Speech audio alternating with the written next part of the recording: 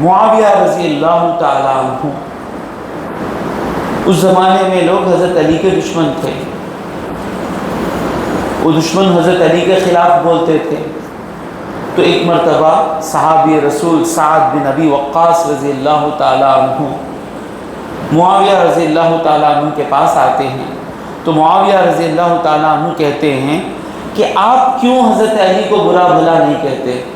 سعد بن ابی وقاص رضی اللہ تعالیٰ عنہ سے معاویہ رضی اللہ تعالیٰ عنہ پوچھ رہے ہیں، یہ سب لوگ برا کہہ رہے ہیں، آپ کیوں حضرت علی کو برا بھلا نہیں کہتے؟ یہاں سبا کا معنی ہے، ہم یہاں صحابہ ہیں تو ہم کہیں گے آپ کیوں ان پر اعتراض نہیں کرتے؟ why don't you criticize him؟ آپ کیوں ان کو کرٹیسائز نہیں کرتے؟ ان کی غلطیاں ہیں تو غلطیوں کو غلطیاں کیوں نہیں بولتے؟ اس کا یہی معنی کریں گے۔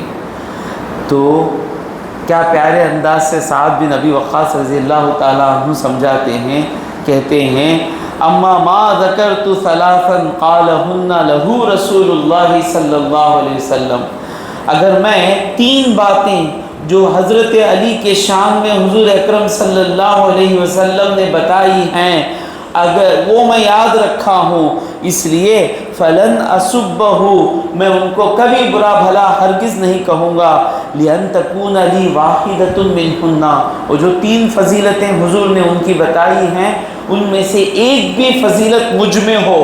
سعد بن ابی وقاص مستجاب الدعوہ، دعا کرتے تو دعا قبول ہو جاتی، وہ کہتے ہیں ان 3 میں سے اگر ایک بھی چیز میرے پاس ہو، احب الیہ من حمر النعم، مجھے سرخ اونٹ، مالداروں کے پاس سرخ اونٹ رہتے تھے، ریڈ کیملز، تو سرخ اونٹوں کی دولت سے زیادہ وہ 3 چیزوں میں سے ایک چیز مجھے اللہ حضور میرے شان میں کہہ دیتے تو مجھے خوشی ہوتی۔ اور پھر فرماتے ہیں کہ کبھی حضور نے کسی کو چھوڑ کر جاتے وقت یہ نہیں کہا، یہی حدیث ہے کہ حضرت علی نے کہا کہ مجھے بچوں اور عورتوں کے پاس چھوڑ کر جا رہے ہیں، تو حضور نے کہا کہ تم میرے ساتھ کیسے ہو، جیسے ہارون علیہ السلام موسیٰ علیہ السلام کے ساتھ تھے۔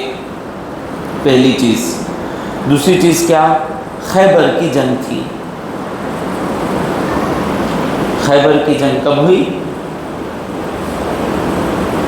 7 ہجری کو خیبر کی جنگ ہوئی۔ یہ خیبر کیا تھا؟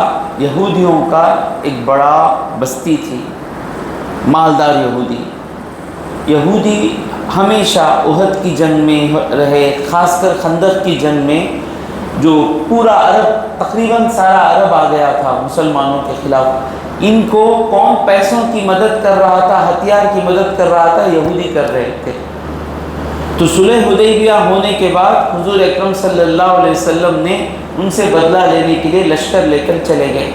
مالدار لوگ، بڑے بڑے قلعے ہیں ان کے، قلعے کے دروازے بند کر لیے، فتح نہیں ہو رہا ہے، خیبر مشکل ہو رہی ہے، آرام سے بیٹھے ہیں، بہت سا اناج ان کے پاس ہے۔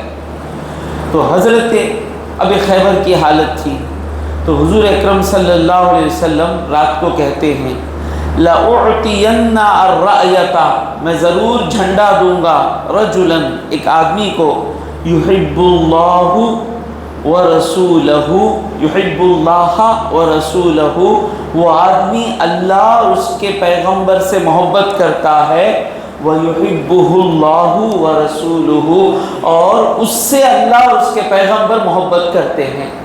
وہ آدمی آئے تو پتہ چل جائے گا، دونوں چیزیں ہیں، وہ محبت کرتے ہیں اللہ اور اس کے رسول سے، اور اللہ اور اس کے رسول ان سے محبت کرتے ہیں۔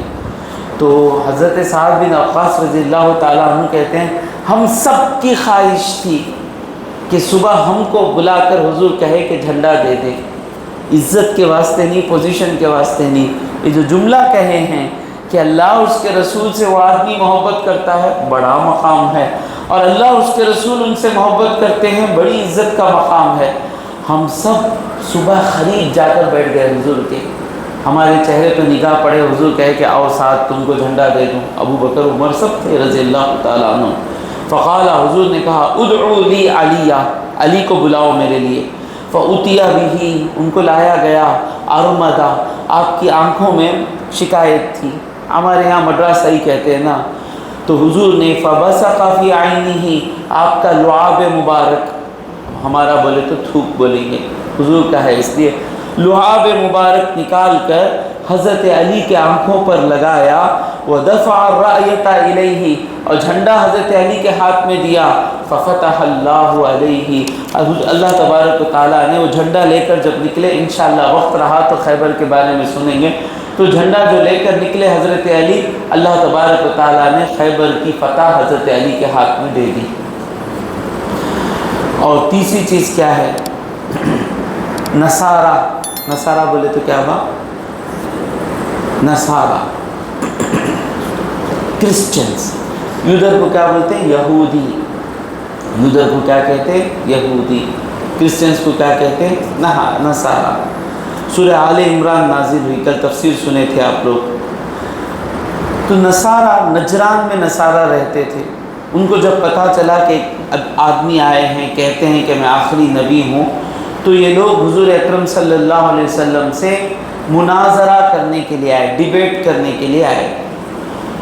ڈیبیٹ چل رہی تھی، مناظرہ چل رہا تھا، حضور کے سوالوں کا جواب نہیں دے سکے۔ بعد میں کرتے کیا ہیں لوگ؟ جھوٹ بولنا شروع کر دیتے ہیں۔ یاد رکھیں، ہم سب جتنی بھی جماعتیں ہیں، جو بھی ہیں، ہمارا مقصد کیا ہے؟ سچ کے ساتھ رہنا، سچ کے ساتھ رہنا، یہی ہم کبھی نہ بھولیں، ہمارا مقصد جو ہے سچ کے ساتھ رہنا۔ اگر ہم کو ہمارے عقیدے کے ساتھ رہنے کے لیے جھوٹ کہنا پڑ رہا ہے تو سمجھ جائیں ہم جس راہ پر ہیں وہ راہ جھوٹی راہ ہے۔ کبھی گروپزم کا نشہ نہیں چڑھنا، یاد رکھیں، یاد رکھیں۔ اپنے مدرسے سے بھی محبت کرنا سچ کے خاطر، ہمارا مدرسہ سچ کہتا ہے اس لیے میں اپنے مدرسے کے ساتھ ہوں۔ جب میرا مدرسہ جھوٹا ثابت ہو جائے گا، لمحے کے لیے میں میرے مدرسے کے ساتھ نہیں رہوں گا۔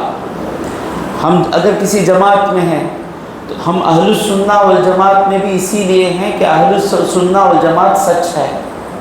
اگر اہل السنہ والجماعت سچ نہ ہوتی تو ہم اہل السنہ والجماعت کے سائے میں نہیں رہتے۔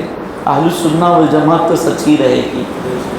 نہیں، معنی کیا ہے اہل السنہ والجماعت؟ یعنی حضور کی سنت پر چلنے والے اور صحابہ کی جماعت پر چلنے والے، یہ معنی تو صحیح ہے۔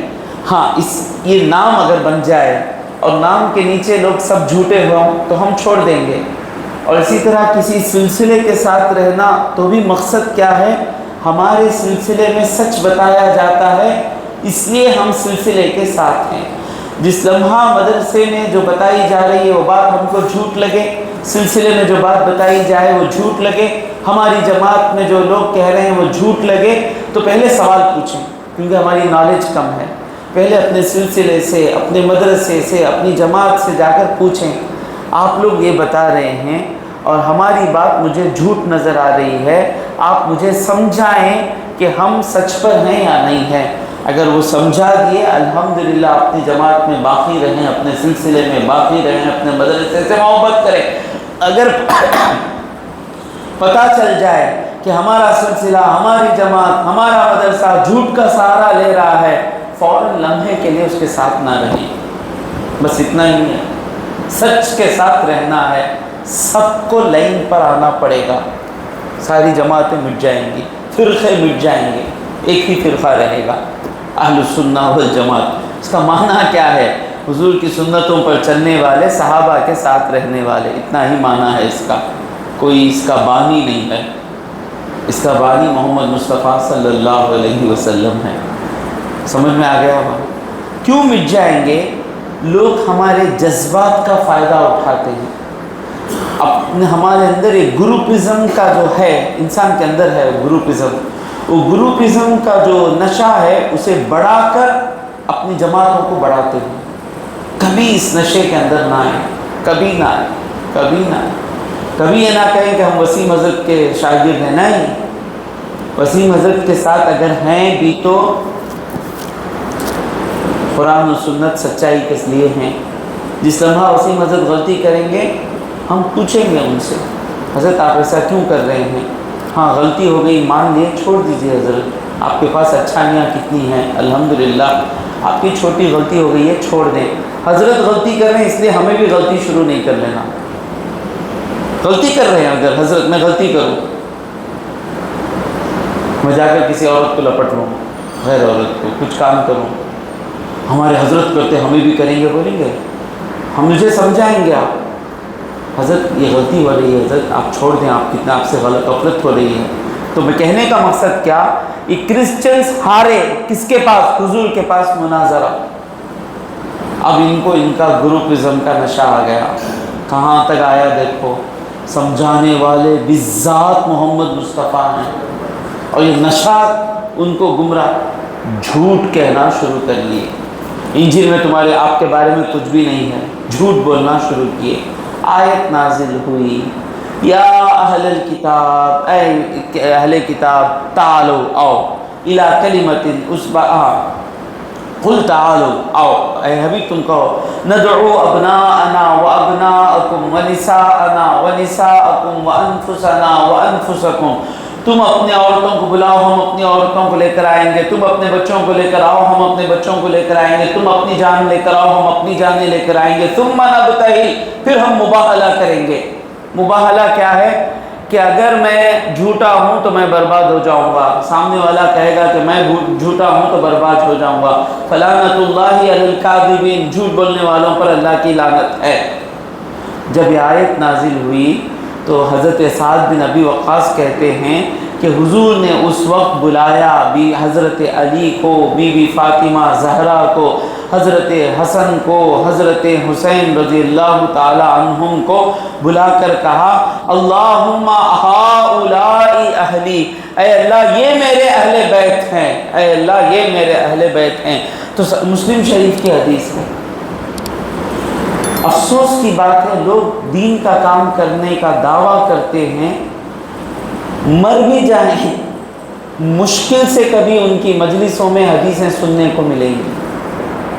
اللہ کا کرم ہے کہ ہماری مجلسیں آپ سنتے آ رہے ہیں، ساری حدیثیں آتی رہتی ہیں، معاویہ رضی اللہ تعالیٰ عنہ کے ساتھ رضی اللہ تعالیٰ عنہ کی دعائیں بھی رہتی ہیں، حضرت علی کی شان جہاں بیان کرنا ہے وہاں شان بھی نظر آتی ہے۔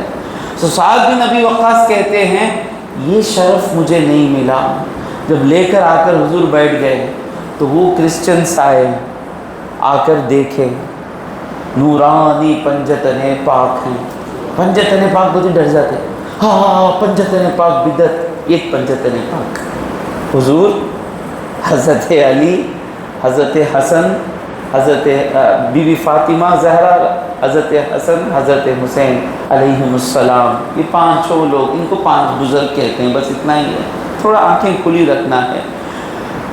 کھڑے، ان میں کا ایک عالم بولا کہاں جا رہے ہو؟ مباہلہ کرنے کے لیے، عقل کہاں گئی؟ دیکھا نہیں وہ پانچ چمکتے ہوئے چہروں کو، ان کے ساتھ اگر مباہلہ کرو گے فوراً نیست و نابود ہو جاؤ گے، برباد ہو جاؤ گے، نکلو یہاں سے۔ پتلی گلی سے نکل گئے، نہیں آئے، نہیں آئے، جھوٹ پھنس جاتا تھا ان کا۔